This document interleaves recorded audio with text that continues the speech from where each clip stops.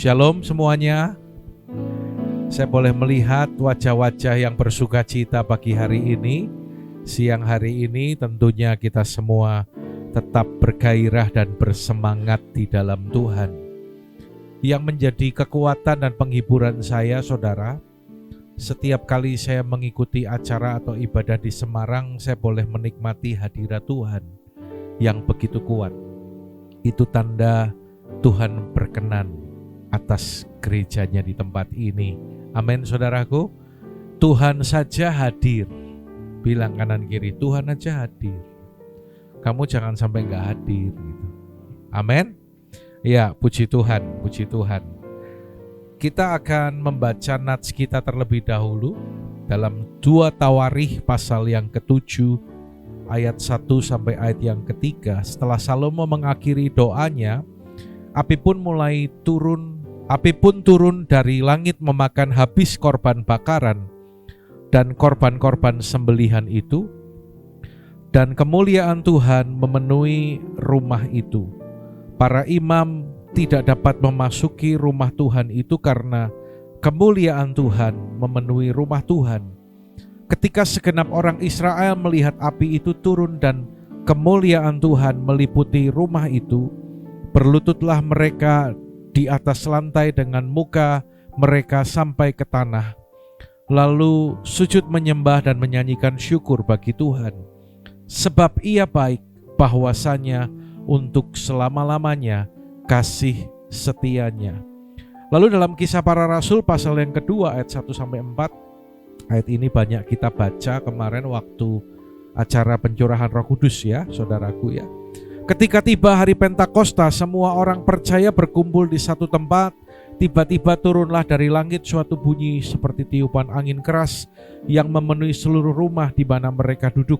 Dan tampaklah kepada mereka lidah-lidah seperti nyala api yang bertebaran hinggap kepada mereka masing-masing.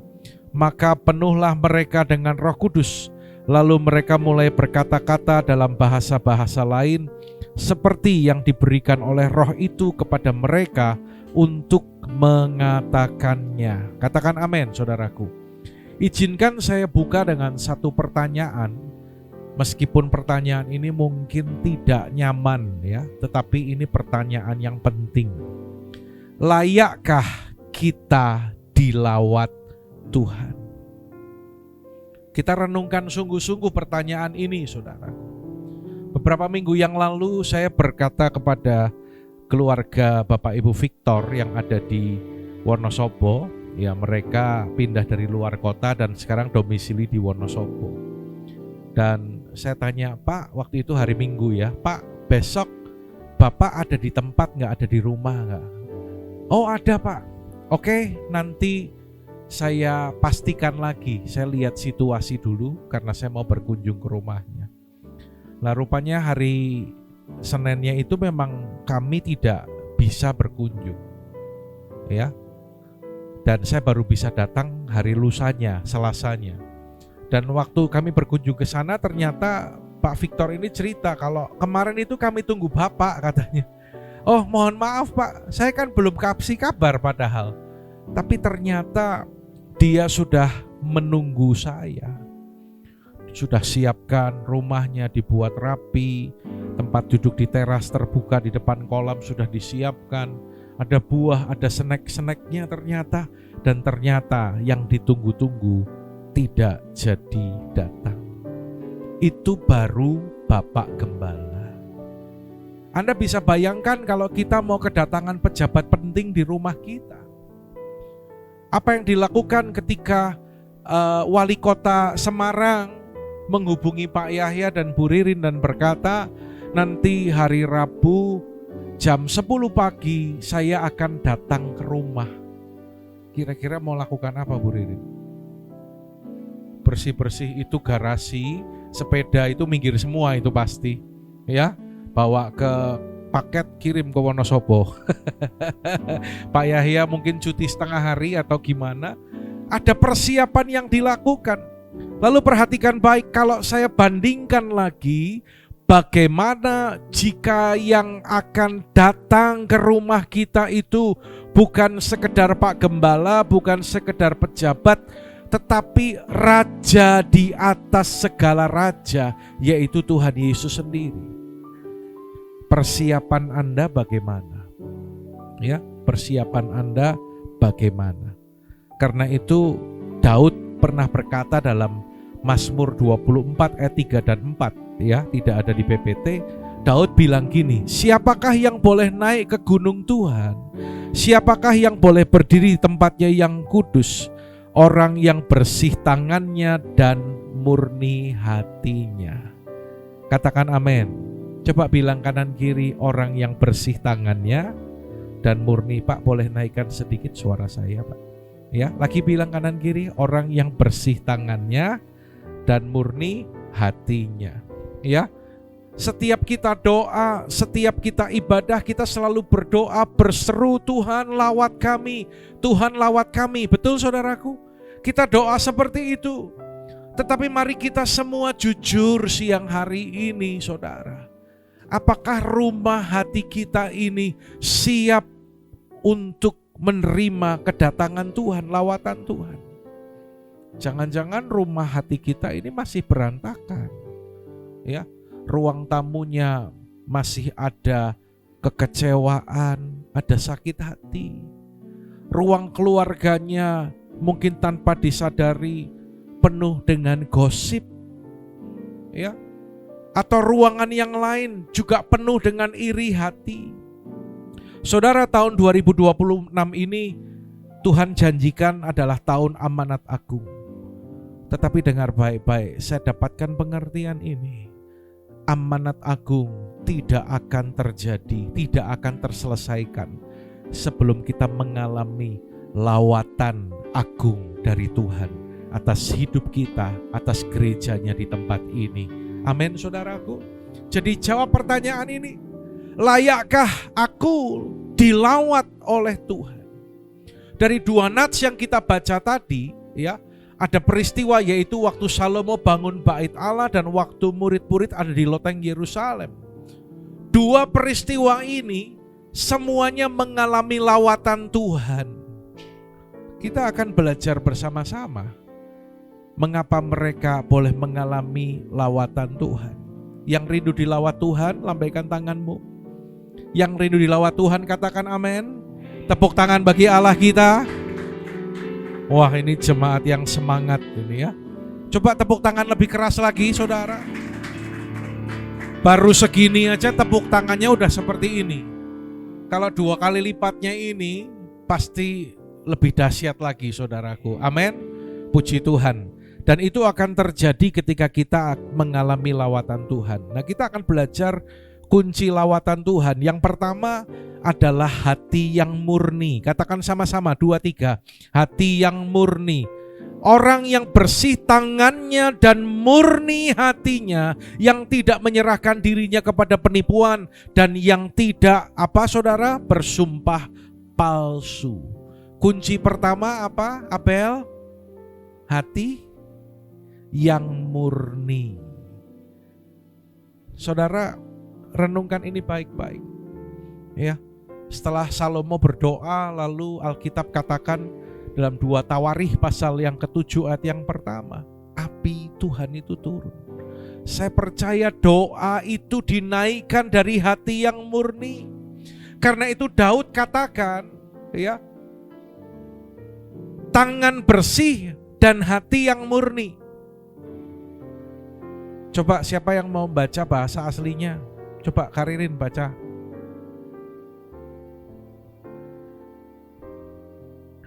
Kalau baca bahasa Ibrani itu bukan yadayim gitu. Yadayim, nekfikim, lefhaf. Bisa lefhaf. Lah, ya gitulah pokoknya, lefhaf bar ya. Ya udah, kita nggak usah apalin itu karena kita nggak mudeng, tapi kita bersyukur kalau kita tahu terjemahannya ya. Artinya adalah tangan yang bersih. Nah, saudara, tangan bersih ini mewakili area luar, area yang terekspos ini loh. Hidup kita yang kelihatan, yang bisa ditonton oleh orang lain, saudaraku. Ya, tidak ada dosa yang kelihatan, tidak ada korupsi, ya, tidak menipu, tidak ada perzinahan, tidak ada percabulan. Yang kelihatan, yang kasat mata, saudaraku. Dan hati yang murni mewakili area dalam, yaitu tidak ada dosa yang tersembunyi. Saudara, yang ada dalam hati itu kan kita tidak bisa lihat. Saya nggak bisa lihat apa yang ada dalam hatinya Devi. Betul Devi? Kecuali Mas Nando. Ya. Tapi Tuhan itu lihat hati loh. Ayat Alkitab berkata manusia melihat apa yang di depan mata, tetapi Tuhan melihat hati. Ya, tidak ada iri hati di sana, tidak ada kepahitan. Yang tidak ada kepahitan katakan amin. Puji Tuhan. Tidak ada ambisi pribadi. Nah, ini harus terus diuji, harus terus direnungkan saudaraku. Ya, dua hal ini agar kita boleh berkenan kepada Tuhan. Dalam Yakobus pasal yang keempat ayat ke-8, bahkan perintah Tuhan keras melalui ayat ini. Baca sama-sama yuk dengan suara yang keras. Next slide. 2, 3. Tahirkanlah tanganmu, hai kamu orang-orang berdosa, dan sucikanlah hatimu, hai kamu yang mendua hati. Coba bilang kanan kiri, tapi nggak usah bilang orang berdosanya, ya. Bilang yang tulisan kuning aja, bilang kanan kan. Jangan yang warna putih nggak usah dibilang loh ya. Nanti nesu. Ya. Bilang yang warna kuning aja, bilang kanan kiri. Tahirkanlah tanganmu dan sucikanlah hatimu. Amin. Yuk taruh tangan kanan kita di dada, bilang apa diri kita sendiri. Tahirkanlah tanganmu dan sucikanlah hatimu. Ya. Saudara, ada yang pernah ke Wonosobo lalu main ke Telaga Menjer? Devi pasti belum pernah. Pernah Menjer? Oh iya, lah kamu Menjer pernah ke HOG malah belum pernah. Ampuni dia Tuhan. Pokoknya Natal tahun ini kamu harus ke HOG Wonosobo ya. Oke. Siapa lagi yang pernah ke Telaga Menjer? Triksi belum pernah ya. Rina belum pernah ya. Pak Robi belum pernah. Pak Yahya belum pernah juga. Lah apa kita nanti piknik ke sana aja? Di sana itu ada Heaven, itu ada villa-villanya ya. Kalau mau yang lebih ringan lagi biayanya, homestay di rumah penduduk. Kalau yang lebih ringan lagi bisa tidur di atas perahu, di atas telaga, atau di atas karamba itu murah saudaraku ya. Iya, tapi malam-malam takutnya ikan hiunya keluar nanti di situ ya. Nah saudara, air Telaga Menjer itu bening. Kalau Anda naik perahu dan tangannya dimasukin ke air itu, Anda akan bisa lihat tangan yang masuk itu karena airnya bening. Saya baca cerita Telaga Menjer.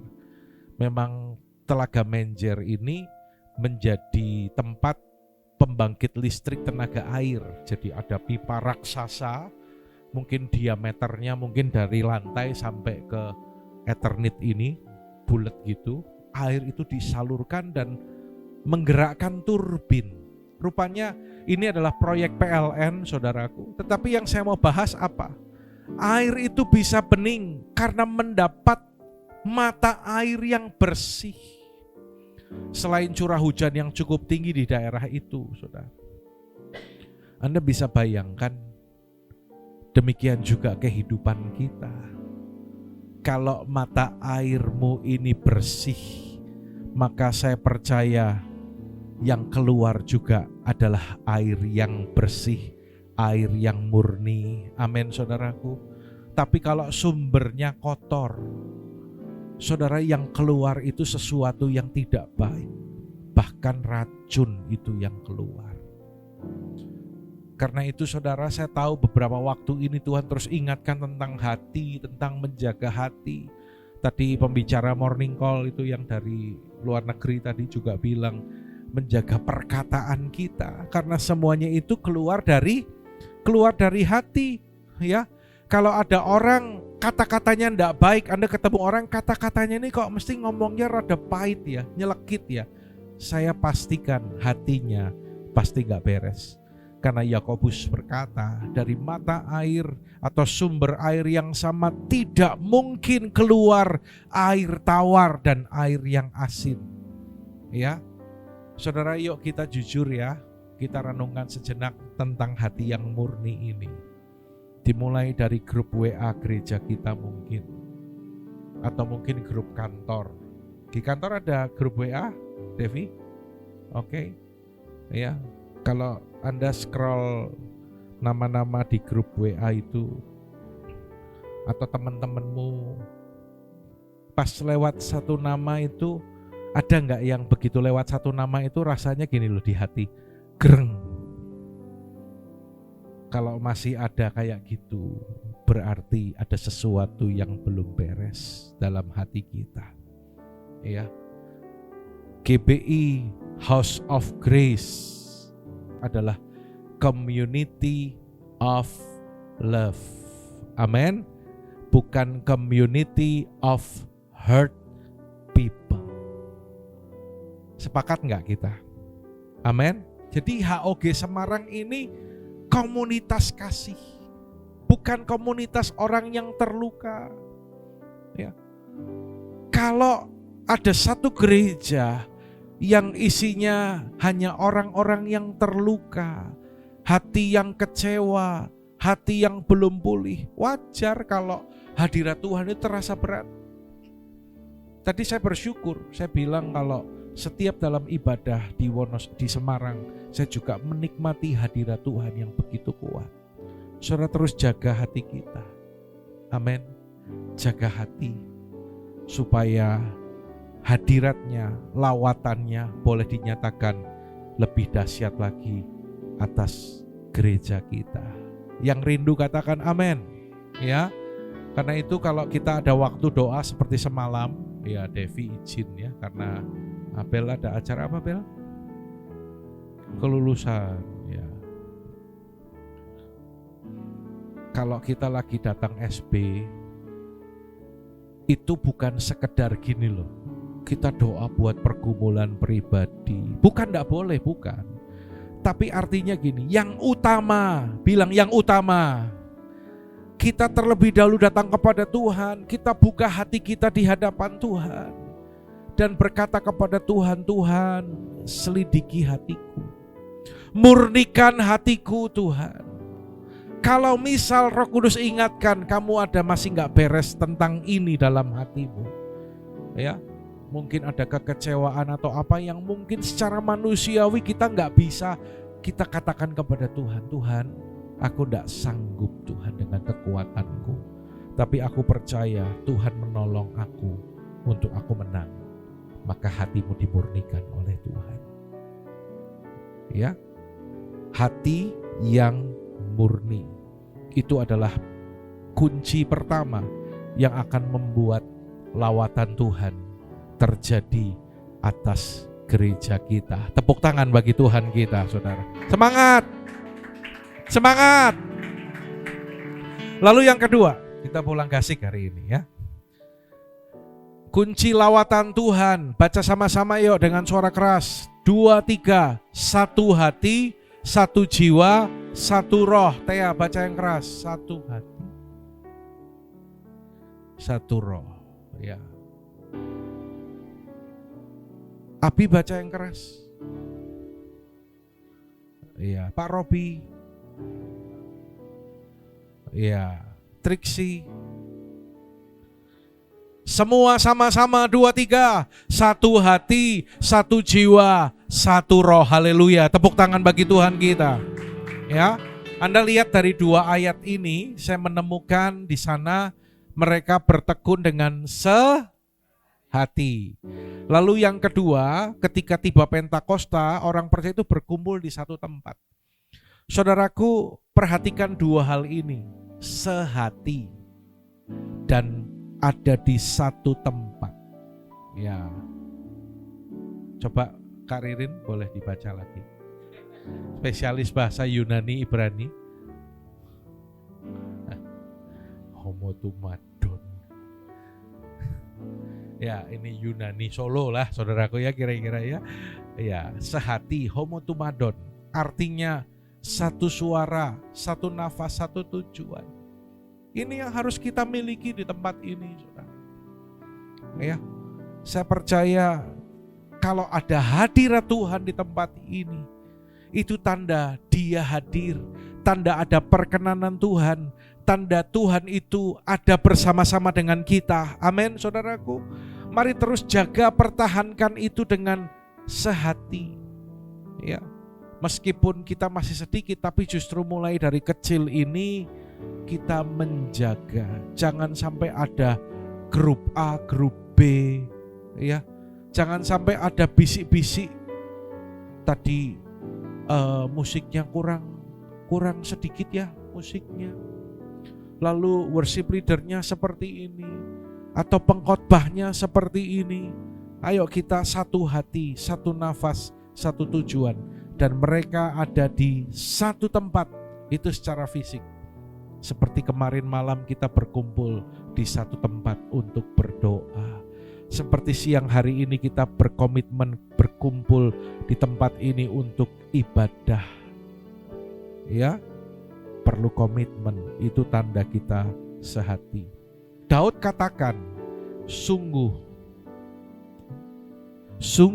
alangkah baiknya, sungguh alangkah indahnya bila saudara semua hidup rukun bersama. Sekali lagi, sungguh alangkah baiknya, sungguh indahnya bila saudara semua hidup rukun bersama. Seperti minyak di kepala Harun yang kecanggut dan jubahnya turun, seperti embun yang dari Hermon mengalir ke bukit Sion. Sebab kesanalah Allah memerintah agar berkat-berkatnya tercurah, serta memberikan anugerah hidup selama-lamanya. Tepuk tangan yuk bagi Allah kita. Yang percaya katakan amin. Perhatikan baik-baik, kalau ada kesatuan hati, ada komitmen bersama untuk berkumpul, maka ayat ini berkata, Tuhan memerintahkan berkat. Berkat itu bicara banyak hal, tapi saya batasi dalam konteks ini, ya. Berkat yang Tuhan maksudkan itu lawatan pada tema yang kita bahas, ya. Dan berkat itu diperintahkan oleh Tuhan. Dalam keluarga juga harus ada unity agar berkat itu diperintahkan bagi keluarga kita. Tapi berbicara lawatan Tuhan, lawatan itu berkat. Baca sama-sama 2-3. Tuhan perintahkan berkat atau lawatan itu turun jika ada satu hati, satu jiwa, dan satu roh. Lea di apa? D. Ya, Lea di D, Ogniel main di F.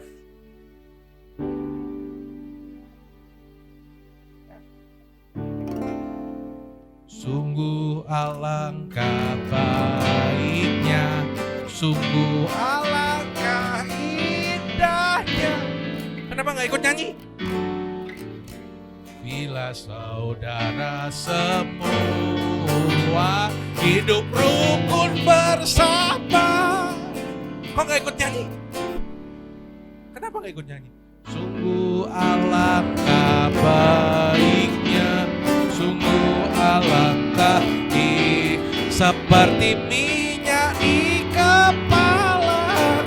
Ikut nyanyi dong, ini kan lagu Unity. Seperti embun yang dari Hermon mengalir ke bukit Sion. Enak gak? Coba yang bilang enak siapa? Enak gak? Tuhan juga bilang sama. Apa ini? Gak enak. Aku gak bisa nikmati. Saudara, kalau nggak ada unity, Tuhan dengernya itu seperti lagu tadi. Coba deh semua. Sungguh alangkah baiknya, tepuk tangan. Sungguh alangkah, bisa ikut nyanyi kan? Bila saudara semua hidup rukun bersama, seperti minyak di kepala Harun yang kejanggut dan jubahnya turun, seperti embun yang dari mengalir ke bukit Sion. Sebab kesanalah Allah memerintah agar berkat-berkatnya tercurah, serta memberikan anugerah hidup selama. Ayo bangkit berdiri ya. Seperti minyak, pakai gaya, kepala yang kejanggut dan jubahnya turun, seperti embun yang mengalir ke bukit Sion. Sebab kesanalah Allah agar berkat-berkatnya tercurah, serta memberikan anugerah hidup selama-lamanya, serta memberikan anugerah hidup selama-lamanya, serta memberikan anugerah hidup selama-lamanya. Bilang kita katakan sama-sama ini, satu hati, satu jiwa, satu roh. Sekali lagi bilang kanan kirimu, satu hati, satu jiwa. Yang ini madep sini, yang ini madep sini. Bilang yang keras, 2, 3. Satu hati, satu jiwa, satu roh. Tepuk tangan bagi Allah kita. Puji Tuhan. Mau tetap berdiri boleh, mau duduk boleh ya.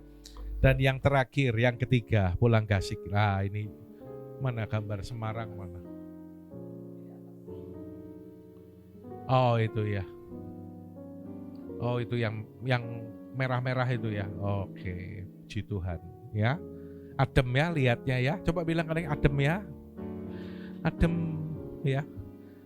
Meskipun foto yang Semarang ya, foto coolnya nggak dapat yang terupdate, tapi baru satu foto. Tapi saya percaya kalau ada satu hati, satu jiwa, satu roh, nanti foto yang Semarang akan bertambah banyak. Amin. Dan kemuliaan hanya bagi Tuhan. Dan yang terakhir, yang ketiga, bilang terakhir, haleluya. Kunci lawatan Tuhan adalah sama-sama baca 2, 3, mesbah yang menyala. Tolong Triksi baca ayat ini. Bentar, kamu jangan nada rendah, nadanya rada tinggi biar keras. Berdiri aja, berdiri, daripada ingok-ingok gitu, yang keras. Kurang tinggi nadanya, yang keras.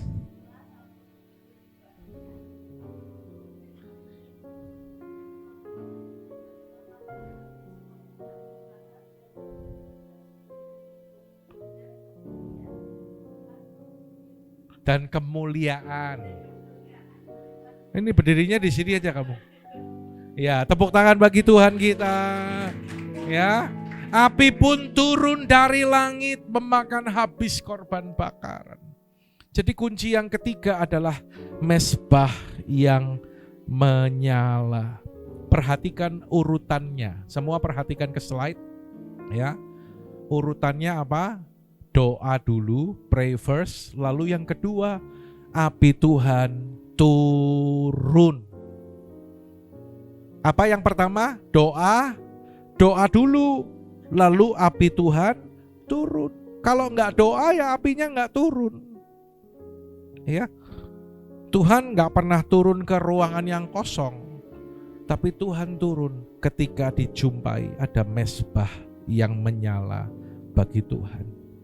Dalam Roma pasal yang ke-12 ayat yang pertama, persembahkan tubuhmu sebagai persembahan yang hidup, kudus dan berkenan kepada Allah. Itu adalah ibadahmu yang sejati. Mezbah itu tempat menaruh korban. Ya. Dan saya mau katakan korban itu mahal. Ada rasa sakit, ada bayar harga. Saudara, kalau kita belajar untuk setia berkomitmen, datang acara doa, itu mahal. Seharian kerja, capek ya Rin, capek ya. Tapi kadang ada doa, itu mahal. Ya, biasanya juga Devi kalau nggak ada acara seperti kemarin selalu datang. Ya, udah seharian kerja Dev, perjalanan, lalu datang doa. Belum kalau hujan, pulang kerja langsung, masih lapar, kadang-kadang lapar ya Dev, kadang-kadang ya Dev. Kasihan loh, udah besok lagi beliin GrabFood aja Devi ya. Itu mahal. Ya, itu mahal. Pak Robi juga di sela-sela kesibukan, tadi sempat ketemu sama saya di depan, langsung tak peluk, Pak Robi kemana aja? Ternyata tadi bilang kangen sama Pak Andi. Alhamdulillah, masih ada yang kangen sama saya. Kirain yang kangen sama saya cuma Bu Andi. Ya. Kalau Pak Robi nggak datang itu tak cariin loh Pak. Kalau Pak Robi jarang kelihatan itu, kami itu kangen loh Pak. Ya.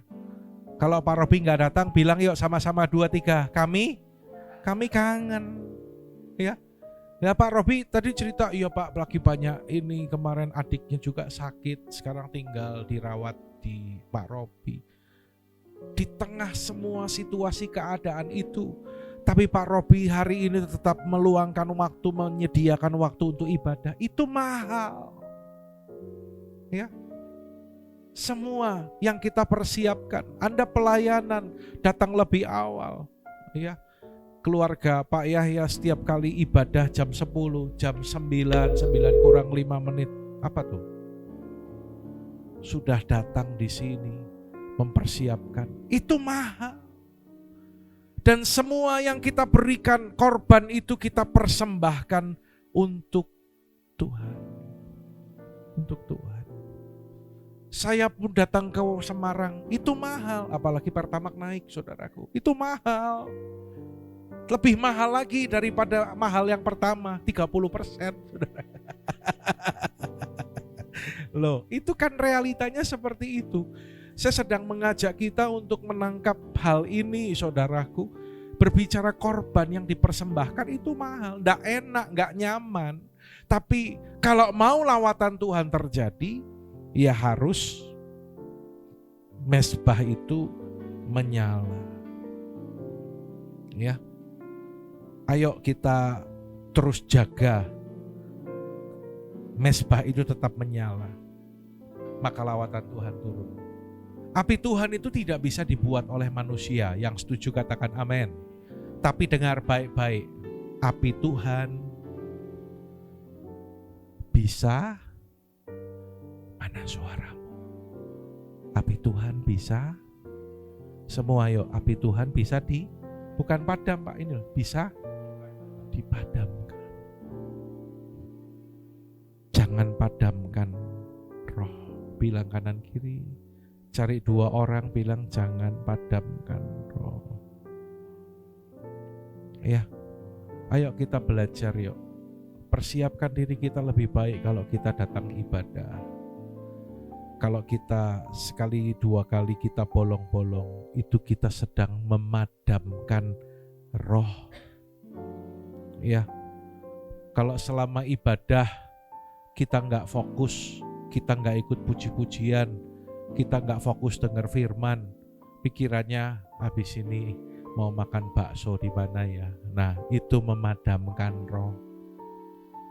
Ya.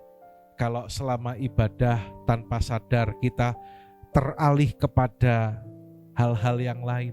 Karena itu saya selalu ajar kalau kita ibadah lebih baik abaikan dulu chat atau chat WA atau yang lain.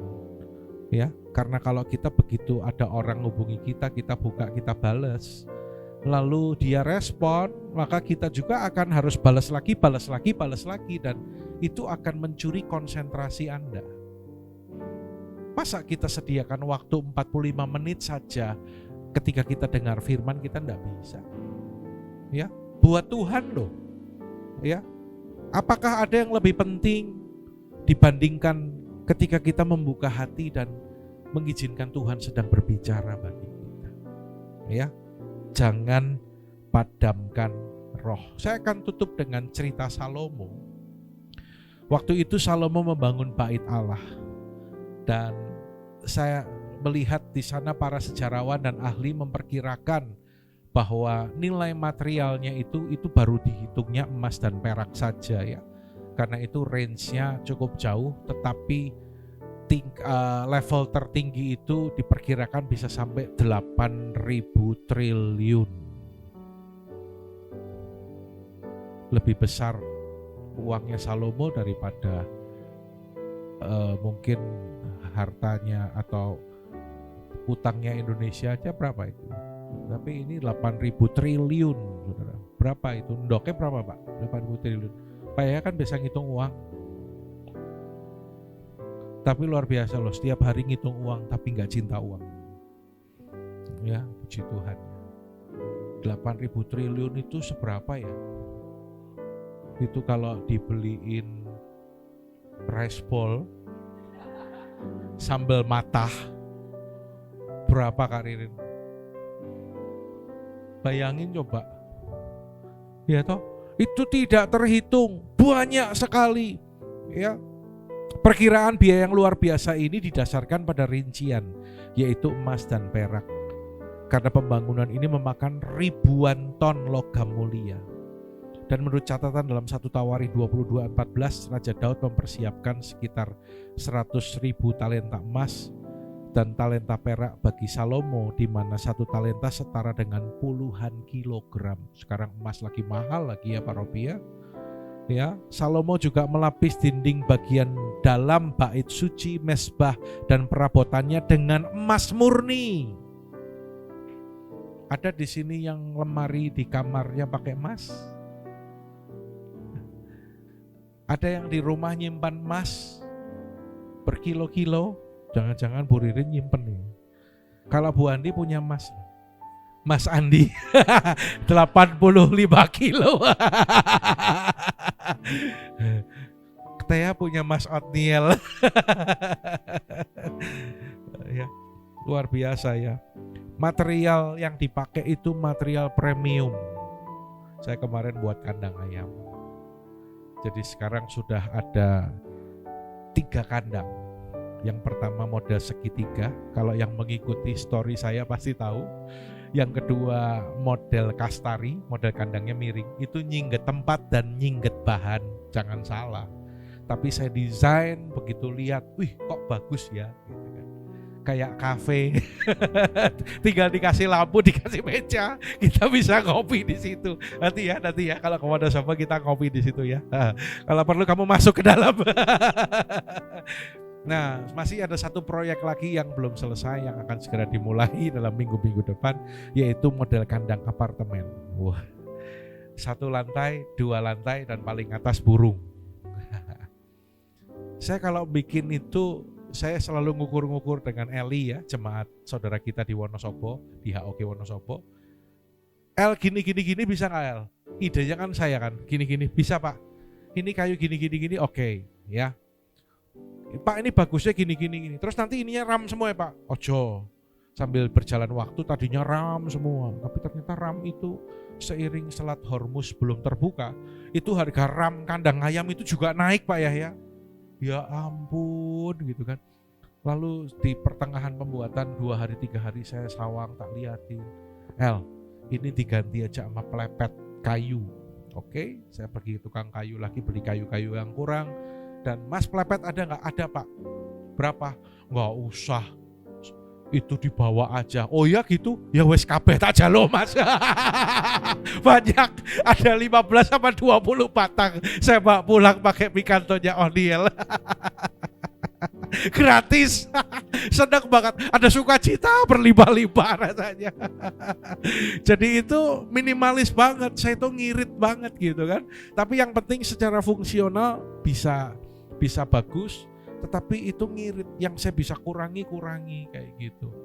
Ya, plastiknya, alah orang bikin kandang ayam kan pakai seng, pakai asbes semua. Kalau saya rangka kayu kasih plastik UV, irit, ternyata plastik juga naik gara-gara Selat Hormuz ya kan. Kayunya seberapa Pak? Kayu usuk apa reng sing cilik wae kayak gitu, sing penting kuat. Tapi Salomo dia kasih material premium ya. Selain logam mulia, dia juga menggunakan bahan bangunan terbaik pada masanya seperti kayu aras dan kayu kauri dari Libanon, balok batu besar yang dipahat khusus, serta didukung oleh, perhatikan, puluhan ribu tenaga kerja dan ahli bangunan dilakukan selama 7 years. Gereja kita di Wonosobo bangun kamar mandi urang rampung-rampung. Ini bangun bait Allah 7 tahun. Bangun itu ngabisin biaya ya Pak ya. Betul ya. Itu yang dilakukan Salomo. Tapi saya renungkan gini, next klik. Salomo itu membangun dan dia mempersembahkan korban. Anda lihat korbannya juga gak main-main ya. Kemarin siapa yang makan daging korban? Kalau di Devi dibagi nggak? Oh dapat ya. Oh makanya kamu kayaknya kebanyakan makan daging itu kemarin. Abel yang kurang itu. Kayaknya mamanya yang makin subur, anaknya kurang subur. Bel, nanti makan rice bowl-nya 2 ya. Gak apa-apa Oma dibayarin. Asal habis. Habis nggak 2? Aduh. Ya udah nanti bilang sama Om Bowo. Rice bowl pertama yang bayarnya Om Mandi, rice bowl kedua Om Bowo.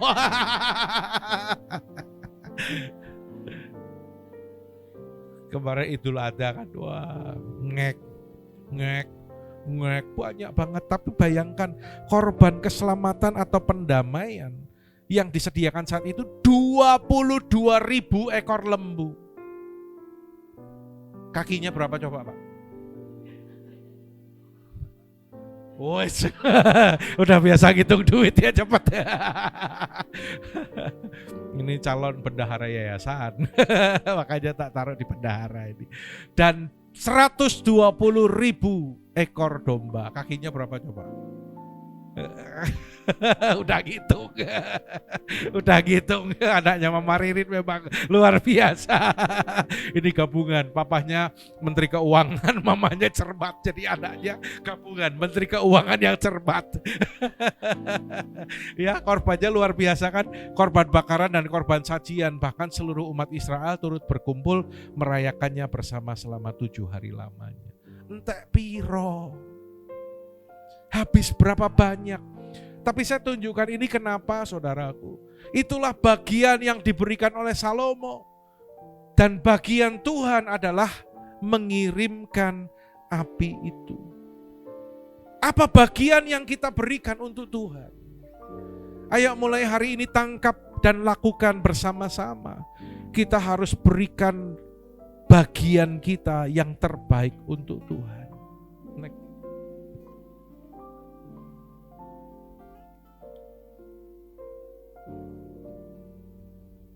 Kunci lawatan Tuhan. Bagian kita, baca sama-sama 2, 3. Sediakan 2, 1 hati, 1 jiwa. 3, dan bagian Tuhan, api atau lawatan. Kita bangkit berdiri bersama-sama.